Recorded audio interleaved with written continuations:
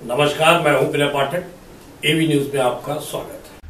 आम्ही याच्यावर सांगोपांग चर्चा केली आणि आम्ही असा निर्णय केलेला आहे की त्रिभाषा सूत्राच्या संदर्भात ही भाषा कुठल्या वर्गापासून लागू करावी, ती कशा प्रकारे करावी, कुठली करावी, काय मुलांना चॉईस द्यावा,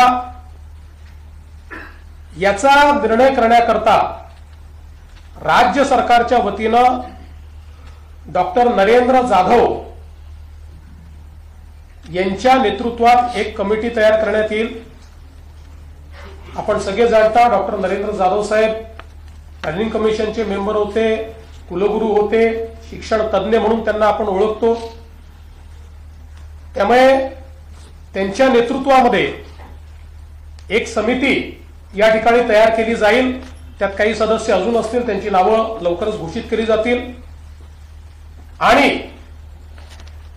या समितीचा रिपोर्ट आल्यानंतरच त्रिभाषा सूत्र त्या रिपोर्टच्या आधारावर या ठिकाणी लागू केलं जाईल।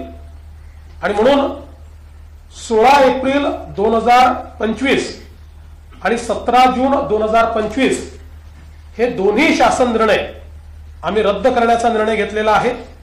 हे दोन्ही शासन निर्णय या ठिकाणी रद्द आम्ही करतो आणि ही नव्याने समिती तयार करतो। ही समिती त्रिभाषा सूत्राच्या संदर्भातलं सगळं सूत्र माशेलकर कमिटीच्या अहवालाचा अभ्यास करेल।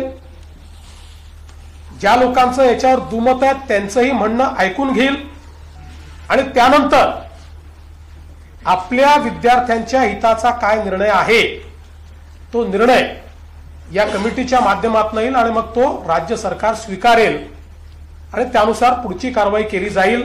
एबी न्यूज में अभी तक की खबरों का सफर करते हैं समाप्त। विनय पाठक को दीजिए इजाजत। हम फिर मिलते हैं नई खबर नए सफर के साथ।